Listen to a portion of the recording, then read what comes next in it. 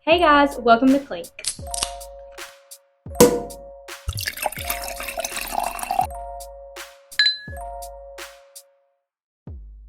Hey guys, welcome back to Clink. Clink. Okay, so today's episode we have a special guest. Yay. You want to introduce yourself? I'm Anna Kate Graham, or Katie. They may refer to me as Katie, whatever they're talking about me. I'm Riley's cousin. Yep. So me and Katie are 7 weeks apart. We've always grown up super, super close. And then obviously me coming to college and meeting Anna, it's just kind of like they became friends. And once they got to know each other, like no wonder me and Anna clicked as we did because they are literally the exact same person. I just said that the other day. I was like, Riley, Anna is me. Yeah. No, y'all are friends. Yes, yes. When Riley would always talk about you, she'd be like, oh my goodness, like that is something like Katie would say or Katie would do or Katie likes this. And like it was funny. And then the first time we were ever together, Taylor Swift dropped an album. It was just so funny because we both are like such big Taylor Swift fans. Yeah. And then the two biggest Taylor Swift fans to ever walk the planet. for us to be there and I don't know. It like low-key trauma bonded. It did. It wasn't trauma, but it was trauma. It was. And then that's how our friendship started. Mm-hmm. Yeah. So they're like the same person. Yeah. And it makes sense. Fun times. Yeah. So obviously me and Anna know just about everything about Katie, but we just kind of wanted her on here because she has some wise words to say. So why don't you tell the viewers a little bit about yourself? Wise words is a big phrase, but yes. So obviously, like I said, me and Riley are cousins. We grew up together. It's kind of funny because we're 7 weeks apart, so literally like twin sisters, basically.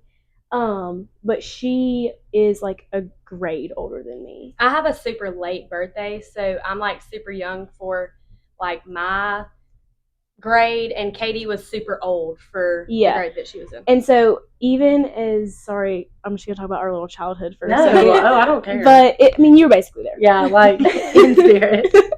So anytime, like, at church or anything, I was always, like, in the grade above with Riley. I would cry if I had to be by myself. Issues. Like, it was crazy. One time, Riley was able to go on a trip with her, like, the middle schoolers, and I couldn't because I was still in elementary school. We cried. You're crying. And then I had to go on the elementary school trip without the middle schoolers. Cried because I didn't have any elementary school friends. Yeah. All my friends were y'all. Yeah. So that just kind of shows soul sisters. Yeah. And Katie has 2 older sisters, and obviously I have 1 older sister, and we've always been super, super close. But we're referred to as the babies just because we're always like, We're all 5 years apart? We're 5 years apart. Yeah, it's like Claire's the oldest. 5 in 5 years. So anyways. Yeah, so we went to different schools, so we had different, once we got older, different friend groups and stuff, so. We still live close, so it's like. Yeah, obviously we grew up in the same hometown. We're super close with our grandparents, so like we were always together. Our families have just always been super close. So like this time of our lives right now is the farthest I know we've ever lived from each other. Not for long. Not for long. Sneak peek. I don't know. So kind of like apart from family life, I grew up. I did theater when I was a kid. I was a nerd. And then I also played soccer. So I was like a nerd turned athlete, still low-key nerd. Chorus in middle school, band in middle school. So still a nerd. Text me if you want to hear I can video still of her playing the trumpet. Pull out the trumpet, insert video. And then I dropped all that in high school and kind of leaned into more pageant life. So I grew up doing pageants. Not as like flippers and that toddlers and tiara top pageants, but just kind of whatever. And then local pageants, yeah. And then kind of fell off that. Went to cosmetology school. That was a weird phase of life. And then now I'm in college. Okay, so long story short, she really has. Yeah. She has done it all. So obviously, I mean, I feel like you talked about forever. Like, you knew you wanted to go to cosmetology school, kind of like in high school, I would say, but you also knew like that was only a 1 year program. Yeah. And so you knew you wanted to come to college or go to college Yeah. and get like a business degree or whatever. And you know, we used to talk about all the time we'd own our own place. Like, I've always loved makeup, but especially like when I started talking about like being in the fashion industry, like having our own place where it was makeup and hair and also a boutique. Oh, I still talk about it. Like, I mean, No, it could like, still happen. That would be a dream for sure. But now that you are in school, you've kind of changed your mind. So yeah. So basically, my mom, go way back to like middle school. My mom is a big micromanager. Shout out, Mom. Love you so much. She still micromanages my life. She convinced me that I wanted to be an orthodontist. And then, you know, those projects where you have to like search the job that you want to do and the salary and the house that you want in the car. Well, I did that and realized you had to do 10 years of college. Like, master's doctor, obviously. Like, you'd be a doctor. So that was like out of the picture immediately. And then I was like, okay, what's the least amount of school possible? Cosmetology.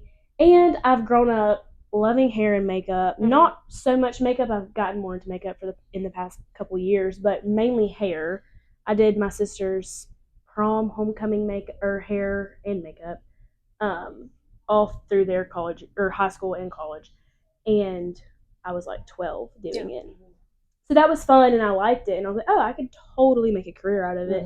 And then when TikTok blew up and you see all these cosmetologists, all these hairstyles on TikTok, it seems so like a dream to do that career. And I still think about it sometimes. But I went to school and it was fun sometimes. I like it a lot. I don't know. You finished school. Oh, I finished. I'm licensed. And but don't hit her up because she'll cry. Yeah, don't talk to me about doing hair and makeup. But wait, anyways, why? I don't know. I feel like it gives me so much anxiety. Yeah. That you're going to mess up. That I'm going to mess up. And that's someone's physical appearance. Yes. You know? So it makes not me as much so like mad makeup, too. but like doing everyday hair. Yes. I mean, you think about hard. it. I would leave a hair salon who had been so established in their career and still be like, oh, this is like too yellow, or it's not blonde enough, or it's too brown, it's too brassy, whatever. And they're like established in their career. Being on the other end of that is like torture. Yeah. And so I struggle with that a lot because I have anxiety anyways. And so being behind the chair. Being a people pleaser too. Oh, I'm the same way, terrifying. And someone's paying you money to do that. That's what like I tell myself, like, in little things, like not even that is someone's physical appearance. So, like when I'm painting a banner for someone or something, I just like I tell myself like they hate it so bad, but they don't want to hurt my feelings. No, I was just telling y'all the other day when y'all were where I go to school. I did like a lunch. We went to lunch, and I did a little recommendation for a little sandwich shop. Yeah. And I was terrified that they were going to hate it so bad. And it gives me so much anxiety because, like, if you don't like it, you can tell me, but also don't tell me. I'm the same thing. Yeah. But yeah, it was just scary. And so I kind of realized very quickly that I did not want to do cut and color. Like, I'll do cuts here and there for the friends. And I do it at school sometimes, but that's not what I want to do. Trims. I'll do trims. Oh, I did a chop. Yeah, and I loved it. Yeah. But that was another thing. You were horrified. Yeah, I mean, you could tell the whole time. I was probably like crying. I literally said, I feel you cry. I can't do it. It's so. I should have got you to bring scissors. I need a haircut. Oh god, no. So then I kind of was like, okay, let's go into event styles, hair and makeup, bridal. That's awesome. That's a dream. Okay, I've done 2 weddings. Still, that's their wedding day. Yeah, like they'll have these. I could not pictures and like everything for the rest of their lives. When I tell you, I had a bride, and we did a trial, obviously, and I just, of course, she wanted like the most intricate bun. Like, why? This is my first wedding, and so we did the trial, and she was like, yeah, it's fine. And then she texted me and was like, can we do another trial? And I was like, oh, so bad. Like, this is horrible. I'm 19 years old. Why am I doing someone's wedding hair makeup? Yeah. And then whatever, I ended up doing it on the wedding day and it was fine. It was really pretty. But then I requested her on Facebook because I wanted to see what the wedding pictures look like, but I haven't gotten a response yet. So maybe it was bad. I don't know. Did you stay at all for the wedding? Like, what if she took her whole hair down? I wouldn't doubt it. Because you haven't seen anything. No pictures. So I'll let you know when I get the. Was that recent? I found her on Facebook recently, but I did her wedding like back in May of last year. So like almost a year ago. Yeah. It'll do. It's fine. No, I'm the same way. Like, I don't know. I'm just like, they just don't want to hurt my feelings, but like. But it's so important. Mm-hmm. Yeah. And then also, little derail. I've always wanted a career that really was like family oriented, that I could really spend a lot of time with my family, because my parents' jobs didn't really allow that, which is totally fine, but just in hindsight, that's kind of what I want. Yeah. And then, events are on the weekends. Yeah. Mm-hmm. So I can't, and I want to be home on the weekends. Yeah. Mm-hmm. So then I was back to square one. But luckily I wanted to go to college anyways. So now I'm going in for like completely opposite, going like into business. So. Okay, so tell us about your college experience so far. Oh, it's been so fun. The only reason, actually, so I wanted to do cosmetology for like all my life, basically. And then I was like, well, I don't want to miss out on the college experience. Like, I want to be in a sorority. Yeah. And so I just told my roommate the other day, I was like, I did not come to college. I came to college in the way that it's not school. Yeah. Right. You know what I mean? Me too, though. Me too. And I think that's why I have my midlife crisis now. Yeah. Like, I think this whole time, like, I'm majoring in FAMU, and I'm like, I gotta not do that. Yeah. Like, it's coming up soon. I know. But yeah, I joined a sorority. I'm a Chi-O. Your sister was a one of your sisters. Yes, one of my sisters was a Chi-O at the same school, so that's really fun. Mm-hmm. We like double sisters. That's really fun. Mm-hmm. So you said that you did like pageants and stuff. Mm-hmm. So do you think that like now in the future that's benefited you more or made things harder? I'm very thankful for that time of my life, but I'm very thankful for the time of my life that I'm in now. Mm-hmm. And I think I'm able to like in a healthy way separate them and not like hate that time of my life. But I don't know. I mean, because you ended up going far into pageant life. Yeah, like going to Miss Georgia was a crazy experience, but also weird because, like I said, I have social anxiety, and so it was so beneficial for my anxiety in some parts of my life, but then in some aspects of the anxiety, it like skyrocketed, and that's worse. Yeah, and not saying that it ultimately like is what made me stop doing it, because that was just like it's just a lot that goes into that specific thing. Like it's just a lot. But like meeting new girls. Yeah. Like this past weekend was actually their forum, is what they call it, and that's the first time you go to Columbus and you meet all the girls you're competing with, and you just kind of you get information about Miss Georgia Week, and like all of those girls already. It's kind of like going into like a huge sorority, almost, because there's like veterans who have been there for years. Like they grew up as princesses and they were teens, and then now they're in the Miss division, like crazy. And I'm here 18 years old about to compete against 25 I've only year olds. Ever done pageants for fun, really. Like, it never was like a people like do this, and I was so intimidated. And I made like a couple friends, but like not like the lifelong friends you're gonna have like in your wedding. But do you think it's given you like skills that you can apply now, like 100%. Like think about interviews, private interviews, like talking, on stage questions. I will say I've noticed after like not doing pageants, like I've gotten so bad at like just talking in everyday language.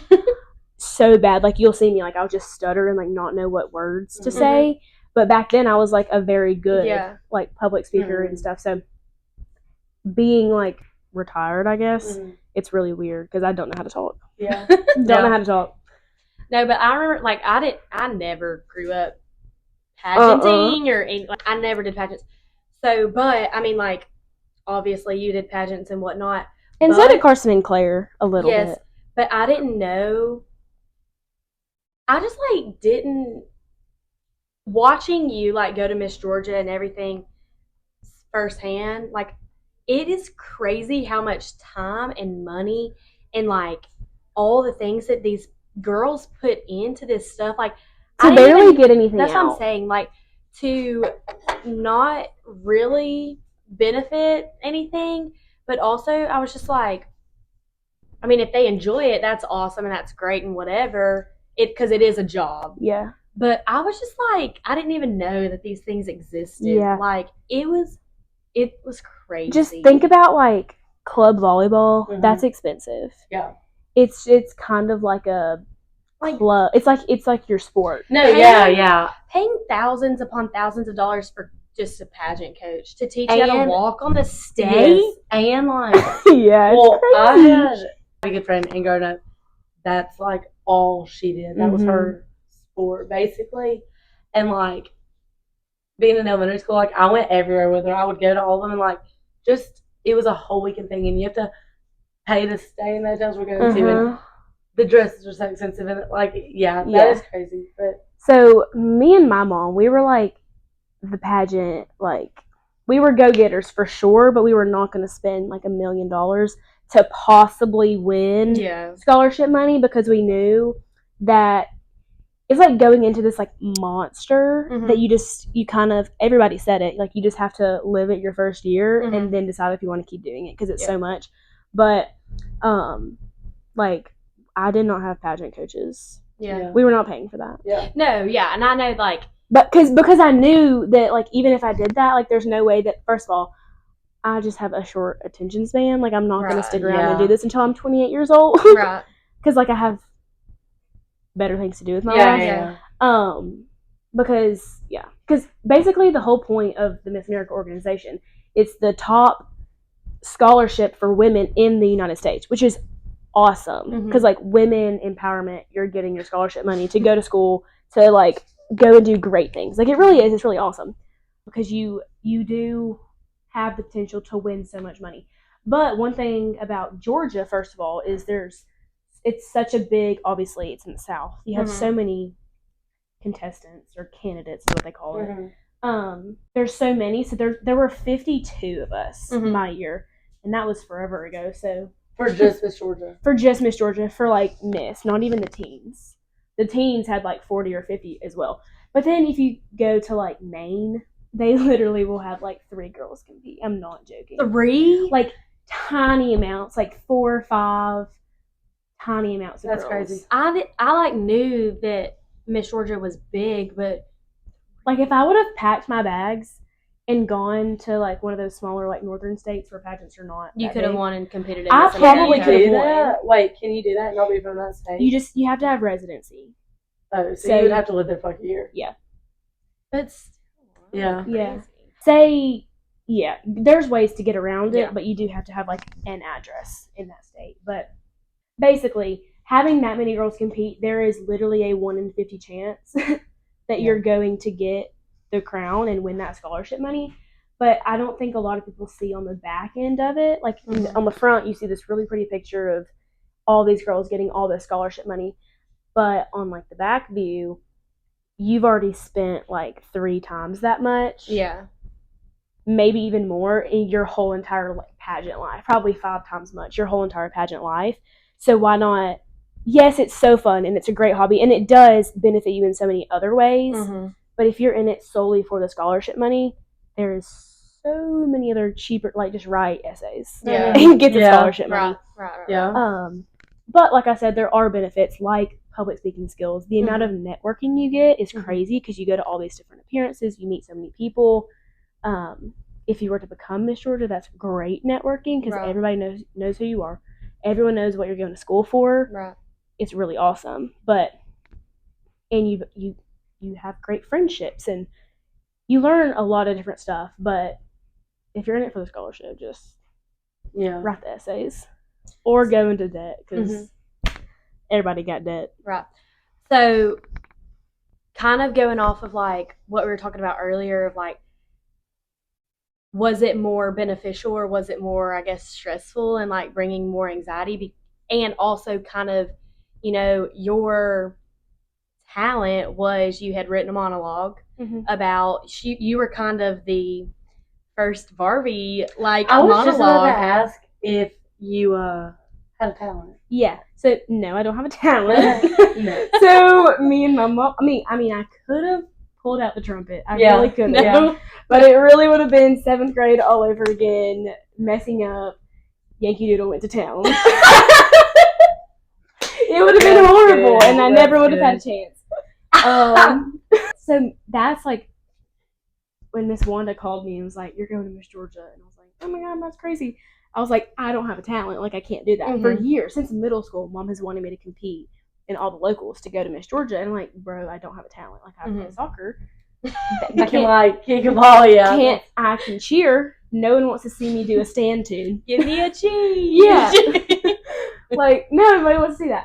I did theater, but you can't really do that. And we were like, no, you can, for sure. So people do monologues all the time. So I added a little special jazz to it. And actually, the girl who just won Miss America, I don't know if y'all watch Miss America, but I watched like Crowning. Miss Colorado, who won Miss America, she did a monologue. And that's awesome, because I was also going to say, just that organization is crazy, because if like the way that like the percentages are, like how they calculate the score, obviously talent is a huge portion of it, but a lot of judges only like singers, dancers, and like an instrument. It's like, they don't necessarily like the spoken word. They don't necessarily like the science project on stage. They don't like the 90-second painting, and then when you flip it, it's something. Like, they don't really like that. I mean, yeah, it's a talent and it's great, but they like the traditional stuff. Especially because we are Georgia and we are so Southern. Like, they want that traditional girl to send to Miss America. But so I knew going in that like doing a spoken word was not going to be like whatever, but I did it. It was kind of from the perspective of growing up as a girl and how hard it is. And when me and Mom watched the Barbie movie, she was like, "Bro, this is literally your spoken word." I wish I had a video. I can't watch the video of you doing it without bursting into tears. One, because I was just like, oh my gosh, that's Katie. But then two, like, it really, just like Barbie, like, it. I mean, I wish I could remember. Like, what did you wear? I wore like a little white suit, like pantsuit, like a little pantsuit, yeah. But it was just really, I mean, it helped me a lot as a woman and like growing up, and I don't know, it was really fun. It was really fun to like apply myself, because I've never done anything. I've never written anything like that before.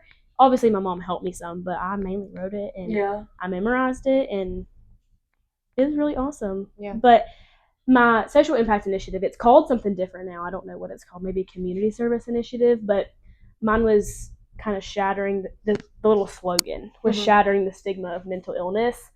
And so I kind of went hand in hand with my talent and my social impact initiative. So talk about that a little bit. So also being thrown into the monster of Miss Georgia, I had to have a talent, I had to have a social impact initiative.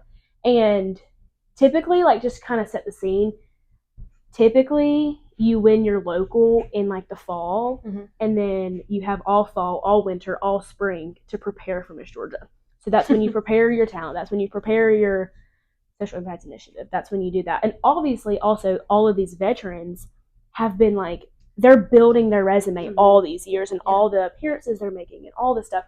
And I found out I was going, like, it was after I won Georgia, South Carolina. So the very end of January. And that was in January, yeah. So I probably found out the next weekend. So in February, did not have a talent, did not have social impact initiative. And Miss Georgia's that summer. Oh yeah, sorry. Miss Georgia is in June. So I had like 6 months to prepare everything, versus all these girls who have been doing this for years. Yeah. So that already was like, what have I gotten myself into? Good Lord. But so I decided to do mental health, because I've had a past of like not really understanding mental health, and kind of being the person that's like, just be happy, just get over it. And I hate that I did that, because that was horrible and like makes me emotional. But finding out that my sisters go through that and my parents go through that and I go through that, like, bro. And then people don't want to talk about it because of those bad experiences from people like me. Oh my God, I don't even want to talk about it. But, and it's just, I mean, it's just a negative thing. There's nothing positive about it. So like, why should we talk about it? It's negative. You know? Yeah, a lot of people have that mindset, and so that's why people don't talk about it because they don't want to. Because I have a strong belief that everybody has some type of whether it's mild or very, very severe. Like everybody is on that spectrum of mental illness, whether it's depression, anxiety, bipolar, like anything. You probably have a bit of it because look at the world we live in. Yeah, and it's just like inevitable, and it's gonna happen whether you find out when you're 7, like I did, or you find out that when you're 25. Yeah. Or I found out when I was 7 and then I didn't really know until I was like 17, 18. Yeah. You know what I mean? And that probably had to do with me being the person of like, just figure it out. Yeah. Just be happy. How did you find out? So I was in 2nd grade. So I think I was like 7 or 8. My teacher was like so mean. Like I was like the goody two shoes, never spoke. It was horrible. But she was never mean to me. It was like people around me, and that gave me so much anxiety, knowing now. I would literally have stomach aches going to school. Wake up, be fine, eat breakfast, be fine, be in the line to be dropped off. Like singing Taylor Swift, 22, I knew you were trouble on the way to school. And then as soon as I see like the school, breakdown cry, knots in my stomach, terrified crying. I got out of school for like a long time for it. Like my parents thought something was wrong with me. I went to the doctor. Multiple like ER trips. I got a CAT scan. My parents sent me to like the Atlanta doctor. Everything on like the charts is fine, but she's obviously like in pain somehow. Basically found out that was anxiety, like turning my stomach into knots. And then my mom, obviously, she's awesome, turned it into like really beautiful. She would call them butterflies in my stomach. And now I love butterflies. Like anything with a butterfly, I'm like, need it. Need it. And that was kind of the symbol of my social impact initiative, butterflies and shattering the stigma because nobody talks about it. I got to like go to schools and read books about anxiety because I think it's really important to teach younger people, not even just about anxiety, but just teach younger, like literal elementary school kids, second, third grade about it because a lot of kids don't know what it is. Yeah. And they think something's wrong with them. Yeah. They think people don't like them because of them, but it's not them. It's something different. It's something like psychological.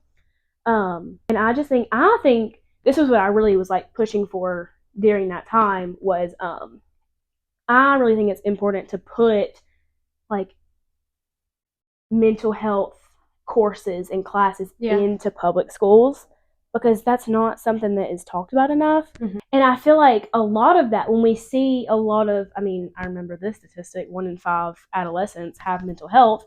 When you look at it, that has increased very significantly from when our parents were in high school and when our parents were in middle school. And it's because, obviously, of social media. But it's also because we're not being taught. Right. It's the combination of, like, we have social media, so that's obviously making us feel these ways. Fueling it, yeah. But when we go back to like the original points, we're not taught how to deal with those emotions. I think too, like with like our parents' generation, looking at it and thinking like that's made up or that's just because of social media or whatever.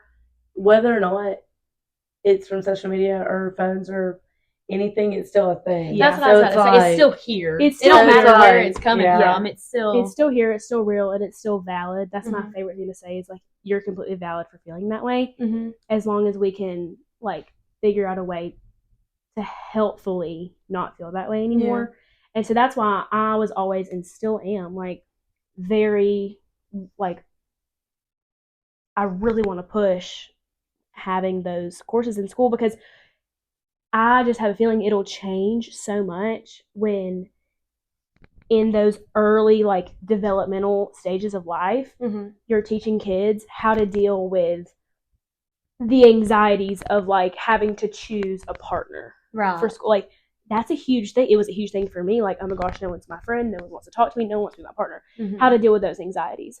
Or I don't even know how to deal with, like, people being mean to you on the playground. Like, how do you Right. deal with I that? think too, like, this is such a big thing, and an educator standpoint, like, I have been like, how will I address this? But like, test anxiety is, I have Oh always gosh. struggled so bad with it because like, I could know something Mhm.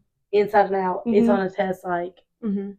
I'm done for. So Yeah. it's Yeah. like, just And, stuff like like- that like affects you very like heavily. And it starts to affect you physically. Like, Mhm. you can, like, your heart beating out of your, like, that's physical, like, evidence of, like, Mhm. what's going on. Mhm. And so I think teaching kids at a very young age on how to deal with that. And I'm not talking like the gentle parenting era. Yeah. Like, I'm not against gentle parenting, but I'm not like, oh, of course, like, don't yell at your kids. Like, Yeah. sometimes like your kids need to be yelled at, educating kids on like, this is what this is and this is how to deal with it. and it's okay to feel that way. And it's I think a good thing to like instill that in them like when they are younger, because like I know for me, and it like progressively got worse and like Mhm. built up more within me as I got older, but like I was so busy as a kid, like Mhm. doing gymnastics, like just doing all the things, which as a kid is fun and whatnot. And you're not, obviously, you're in elementary school and middle school, so like you're not having to focus on school. Yeah. But like then you get to high school and like, yeah, you may be doing all these sports and stuff, but like maybe you've even cut it down to like you have one sport that's your main focus, but you also have relationships that you have to focus on now. And like school's a big deal. Like you got to start thinking about college and like all the things, and just like the pressure, and then coming to college, and like that's what I don't like. It's so much, and like, but then we're just told like, everybody goes through it. Like Yeah. you do have to just kind of brush it off, and you got to keep going, because like every day is gonna keep, like, the days are just gonna keep going or whatever, and it's just like so Which is stressful. Yeah, which is true. It's just like, Mm-hmm. like I said, like learning how to deal with it, or like Yeah. how to resolve that. Yeah. And I'll say it, I'm a broken record, but I just think it's really important for, like, for young kids to realize what it is. Like, I guess my advice to you out there, don't be afraid to throw out the word mental illness. Mhm. Yes, obviously do not, like, self-diagnose yeah. and abuse, like, all of those things. But, like, it's a thing. Don't be afraid to use that with, like, little kids, I guess. Like, Yeah. that's not, like, a bad word. Yeah. Because it is. Maybe say, like, mental wellness instead of mental illness. Mhm. But, like, Yeah. it's not. Yeah. And I feel like for you, especially, like, obviously it came for you at such a like young age, but like it really hit home kind of around your junior senior year, because I mean, going back into the whole pageant life, I mean, you were like on a roll. Mm-hmm. Like you had won your school pageant, you won homecoming queen, like you won the Kiss fair, Valley. the whatever it was, and like, which is great and awesome. But then at the same time, you have to go to school every day, and you have to act like I mean, you are normal. You're just a normal girl. I'm just another girl. Seriously, but then you were also like looked at like you're supposed to be perfect, and like Yeah. you can't mess anything up. Oh, and I was being And looked at. that's what like, I'm saying. And I That's don't so mean that, and I stressful. hate talking about it, but like I feel like I can look back and be like, dang, that was hard. And if people watch this who I went to high school with, they're gonna be like, your life is hard. But it was hard because I will probably junior year. I mean, it's not my fault. It's not my fault that Yeah. I won the pageant. It's not my fault that Right. I then won homecoming queen, and then Mhm. the very next day won Coos Valley. Mhm. And then it's not my fault that I won Georgia, South Carolina. Mhm. And it's literally not my fault. I tried to, like, Take that somewhere. and it's prom queen. Like, I tried not to, Mhm. like, I Is everybody- advocated for everybody else. I said, do not vote me on. And I didn't want that. Yeah. And then, I mean, I'm very thankful for it. But, like, people would be like, oh, But that's give the someone else a people's- chance. That's what I'm saying. It's the people's vote. Like, Yeah, what like, do you they voted think for me. happened? That's what Yeah. I'm saying. Like, Don't get me wrong. I lost class president. So, like, we all lose some. I wanted You class win some, you president lose so bad. But yeah, I mean, it was hard. And then, like, obviously, like, being an athlete is hard. Also doing that because spring semester of my senior year is when I found out I was going to Miss Georgia. That's when I was winning all this stuff, and I was playing soccer, I was running track, I was doing pageants. I did not have a free weekend from probably Georgia, South Carolina. So January 21st, 2022 to Miss Georgia, which was mid-June. Did not have a free weekend. First of all, that's draining. Yeah. Physically, mentally, emotionally. And then you're also trying to juggle those relationships that you have, your friendships, the situationships. Like, you're trying to juggle them, and at some point you're gonna get burnt out. And I don't mean to, like, blame not being in pageants, because I'll talk about them all day long, but like, I felt burnt out. I was doing so much. Yeah. And like, I'm not getting just to, like, live your senior year. Yes. And I remember there were so many times where I had to choose between, like, senior year and pageant. Every nitpicky thing. Yeah. And so it was hard. And senior year was hard, just, like, socially. A lot was going on over there. So, yeah. But you made it through. Right. I did. You made it out the trenches. Normalize it. Normalize it. Situationships, pageants, they're normal. Okay, so if you watched our episode with our first guest, Morgan, we asked Morgan this, and we were going to ask, like, all of our guests this, but it's what was Katie's first impression of us, but obviously, like, I went to the hospital at 7 weeks old when Katie was born, so, like, I don't even remember not knowing Katie. So, I mean, we kind of talked about it a little bit, but, like, Anna, like, what was your first impression of Anna? That you were carbon copy me, and that you're really sweet, and I just feel like you're very, what's the word, like unapologetically yourself. I've said that too. Last night I was stalking your Instagram. Don't know. Yeah, you were upstairs, and I was stalking your Instagram, and I don't know. I just feel like you're I'm not what I post on Instagram. No, I was gonna say the opposite. Oh, okay. I feel like you are what you post on your Instagram, like reading your captions, and like the pictures that you post.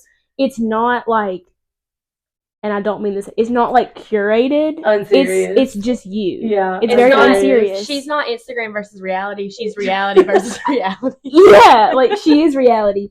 You can get serious. Yeah. I feel like you can. And I don't know. Sometimes. I love your raspy voice. I know you don't like it. I do too. I'm obsessed with it. Gracie's obsessed with it. I love her curly hair. Straight hair looks good on you. Oh, but thanks.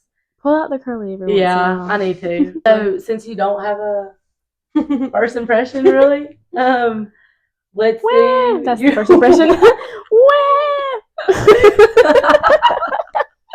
Sorry. What is you can each do, like, what's your favorite memory together? Like, how I threw that thing at your head that one time.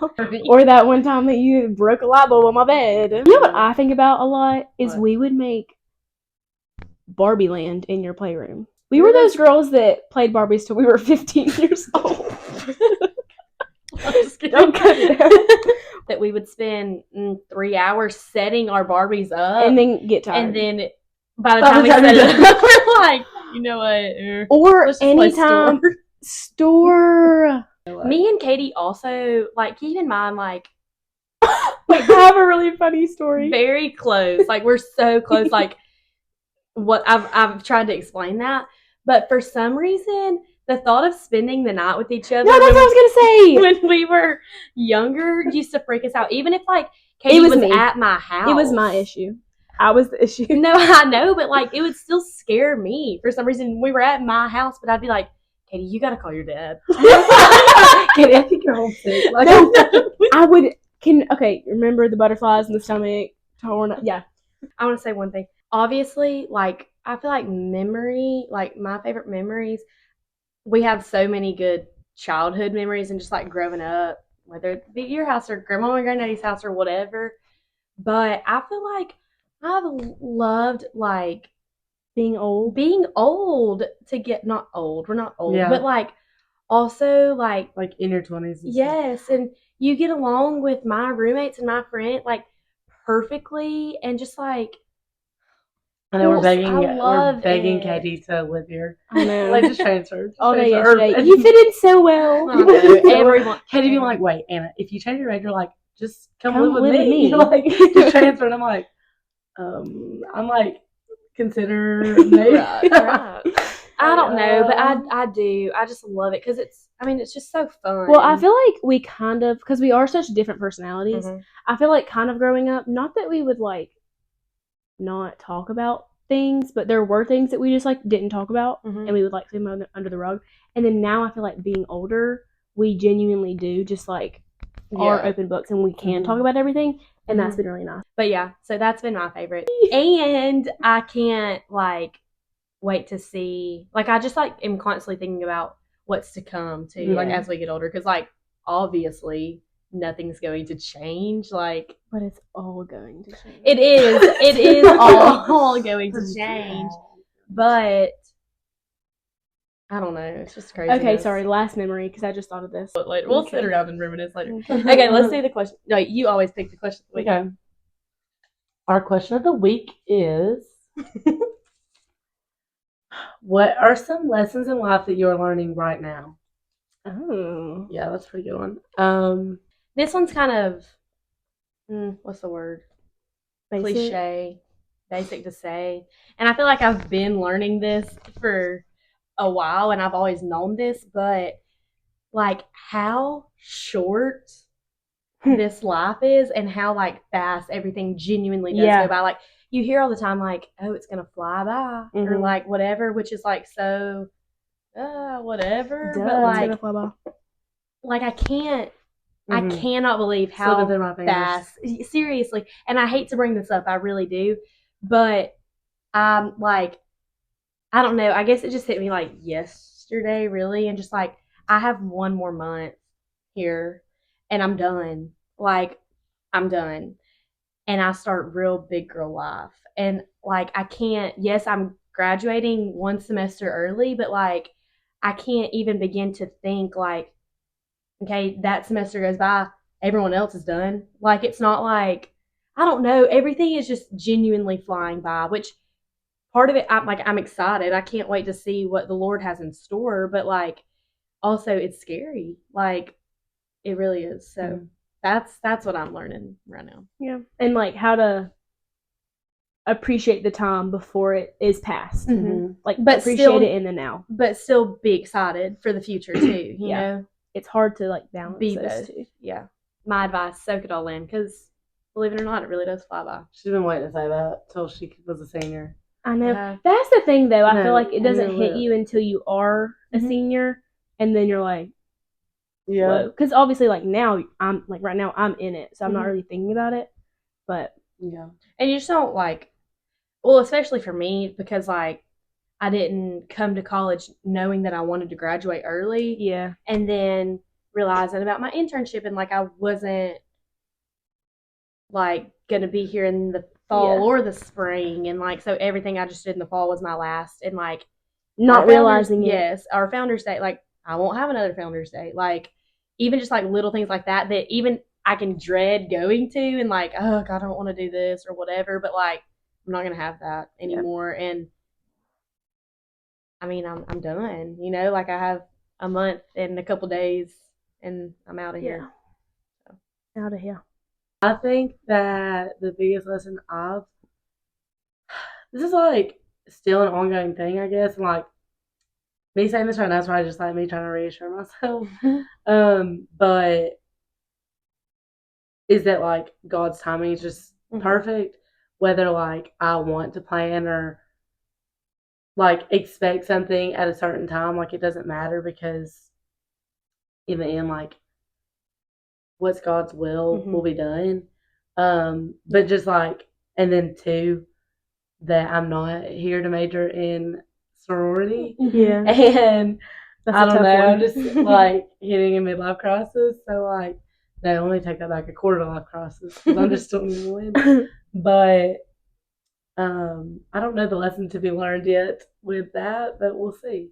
We'll get back to that one. But yeah, just like God's timing is perfect, and like He has and will continue to place the people in my life that are supposed to be in my life. For every part and Mhm. like little detail of your life too, whether that be school, whether that be in a relationship, like whether it literally be anything, I feel like is important because I feel like you can really get focused on like, oh, this is God's plan, but like your mindset is set on like relationship or like, but it's every part goes together. Yeah. You know?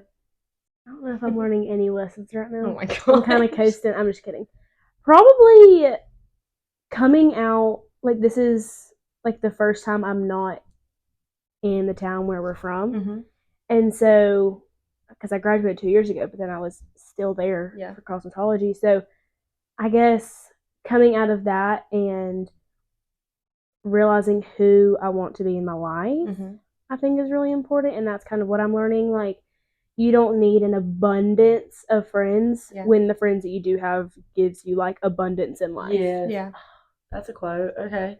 That's really good. Thanks. That one came off the top. But yeah, I just feel like I don't know, people who aren't giving your life value don't necessarily need to be in there. Not saying that you have to cut them out of your life because they do, like, they are there for a reason and they're going to be there regardless. Like, we talked about in that phase of your life. You don't have to, like, not everyone has to be your best friend. And, like, the people that want to be in your life will make an effort to be in your life. And because it goes both ways. Yeah. And so I feel like, I think going to college at first, I was like, oh, I'm going to make all these friends. And, like, of course I'll have my roommates and they'll be my best friends, but I'll have all these friends. Yeah. And then, obviously, social anxiety. I haven't made, like, any friends like that. Which, obviously, I have my sorority sisters and I love them. But, obviously, like, they live together. Yeah. They have those friendships, and I'm so happy for them because they're thriving. But it took me a while to be like, wait, they all live together, and I live with my best friends, right? And I'll see them. Yeah. I'll see them at Monday on on Monday at chapter. I'll see them at the events, and I'll have fun with them there. And if I'll hang out with them, that's awesome, and that's great. And they'll have me, and I'll have them. But I don't like need to have them because I already have people. Right. Joining a sorority, and this isn't for everyone, but like you meet like your bridesmaids, but you also meet your wedding guests. Right. You know? Yeah. I think that wraps up everything that we have to talk about for today's episode, but I hope y'all enjoy it. I hope y'all got to know a little bit about Katie and why she's so special to us. But we hope y'all enjoyed this episode, and we'll talk to y'all next week. Bye. Love y'all. Love ya.